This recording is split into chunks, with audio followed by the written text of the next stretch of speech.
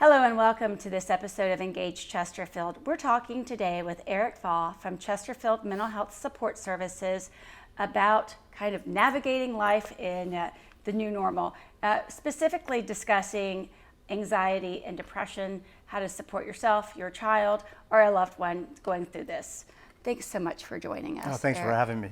So, looking at someone that's suffering anxiety, this is a time that maybe people who suffer from anxiety normally really have it ramped up, or maybe you've never really had any issues with anxiety and you're feeling it now.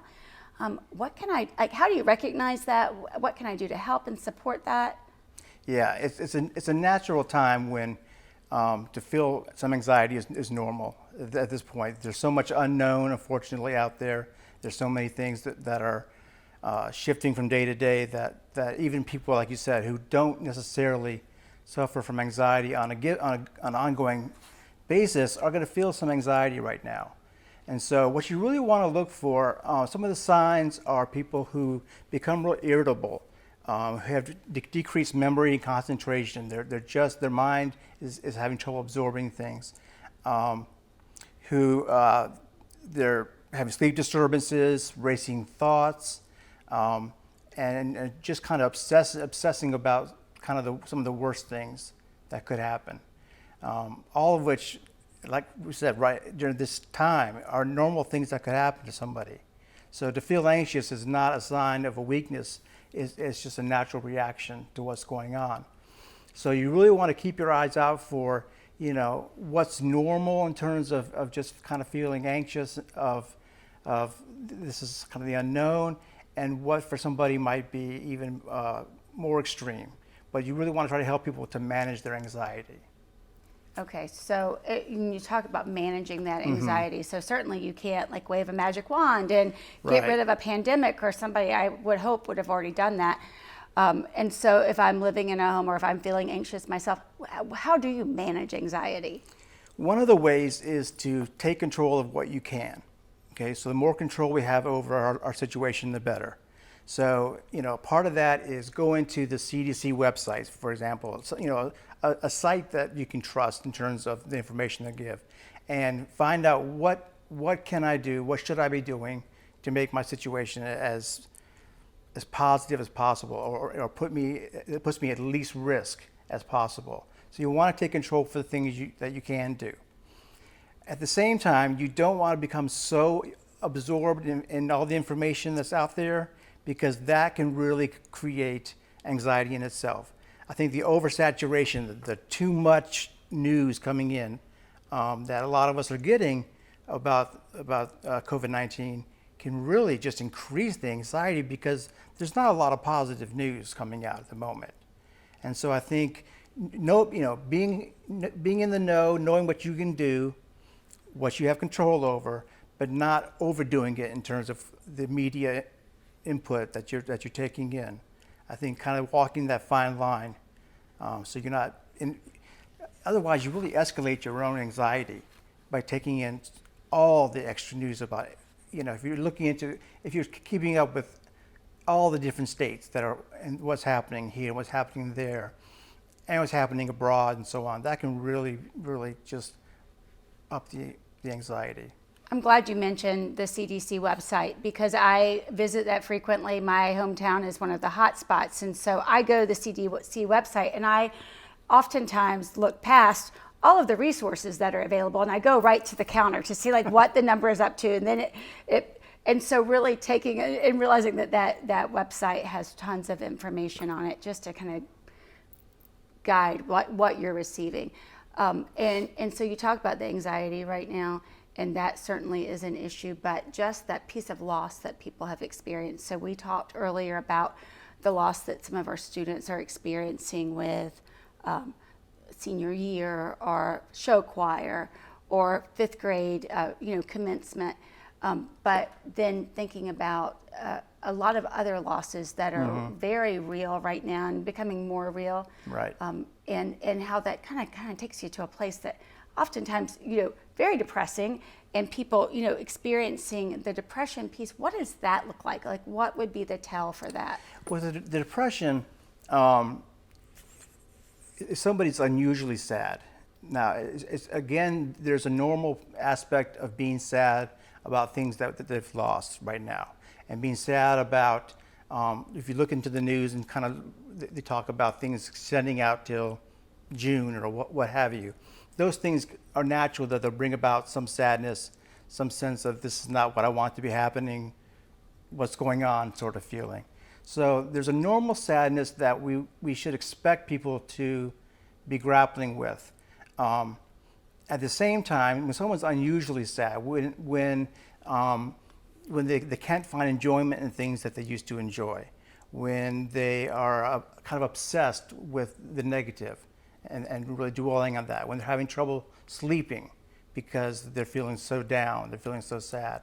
These are things we want to kind of watch out for. And in those situations, we really want to try to help people to be connected to other people. That connection piece is huge. I think one kind of positive maybe that's coming out of some of this is that people are connecting, I think, a lot to people, that they're finding new ways to connect to people via the video chats, via maybe they're reaching out to friends they haven't talked to in a while because they have time to do it.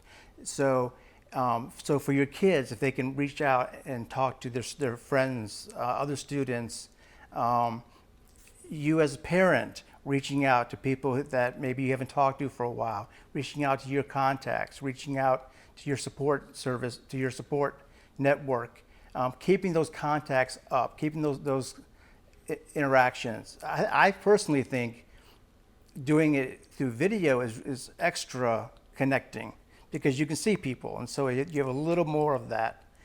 So if you can do it through video, I think then there is that extra bit of connection. You really don't want people to isolate themselves. I mean, right now we're all isolating, but you don't want people to isolate themselves even more. And so you want to watch out for that. If you have someone in the home, or you yourself are doing it, where you're just really pulling back and isolating yourself within the home. You know, for example, if you have a son or daughter who is really spending a lot of time by themselves and really doesn't join the family for activities, things like that, that's something to kind of watch out for, because that can be even more depressing, and it can really create even more of a sense of being alone and not having anybody with you. So you touched on that a little bit, like what you can do. So myself, like if I'm feeling that way, or if someone that I am sharing my home with is feeling that way, or I touch base with a friend and I kind of get the sense that they're feeling that way, what can I do to help? Kind of maybe help them navigate something that's really normal, but make it better for them. Mm-hmm. Yeah, definitely encourage them to talk about how they're feeling. Okay, encourage them to really get out what's going on. A lot of times we feel that however we're feeling we're the only ones that are feeling that way. And so if we can get out feelings and recognize that we're normal, and other people are also feeling down, other people are struggling, and that there's to a certain extent, of course, that's okay in the sense of it's normal. But even to get out and recognize that maybe I have gotten a little bit more depressed than is okay, or when I say okay, I mean more safe. Mm-hmm. Then we're able to then encourage people to seek extra help. The mental health support, Chester Phillips Mental Health is still open in the sense that you can still do intakes, and the different counties' mental health services are open. So you can still reach out for professional help. Certainly, if you know that somebody that, a friend or someone yourself or a loved one is struggling, people can rally around those people and really give support. That's the time for people to really rally around socially, so that somebody's not feeling alone, so that someone knows they have, so they know they have support, and they know that they have people that really love them. So if you notice that when your son or daughter, for example, is feeling that way, really try to contact some people that mean a lot to them, and try to rally around them as much as you can. It's probably going to be virtual, unfortunately, but it's something. Right. I think, helping each other kind of. And if you're the parent feeling that way, you're really going to have to seek out help for that, because you're then responsible for taking care of your kids. And so how you're feeling is obviously going to reflect on them. And so it's important for you to take care of yourself. You want to be the healthiest you can be to then mirror that to them so that it help them through the process. So if you're feeling that way, you really need to reach out to friends, reach out to family for support to help you through that, so they can give you some feedback, they can let you know they're there, and they can give you suggestions of what to do. Maybe you don't know what to do with your family. Maybe you don't know how to spend the time, and they can give you some tips on family functions, family activities. So just kind of putting the oxygen mask on yourself so you can support Exactly. those that you have to put the oxygen mask on next. Exactly. So, and certainly if this is something that I feel like I need some extra support with, or someone needs extra support with, you mentioned prevention services, contacting, reaching out either to prevention services for a consult, right? Or if it's a little bit more than that, is there a number where I can call? Yeah, there is.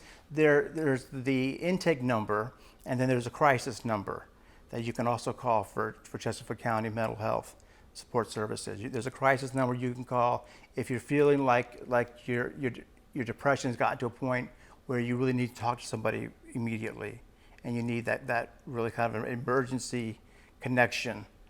So there is that number also. Wonderful. Well, thank you so much for continuing to serve our community during this time, and thanks for coming in and No problem. sharing these resources on Engage Chesterfield. And thank you for joining us today.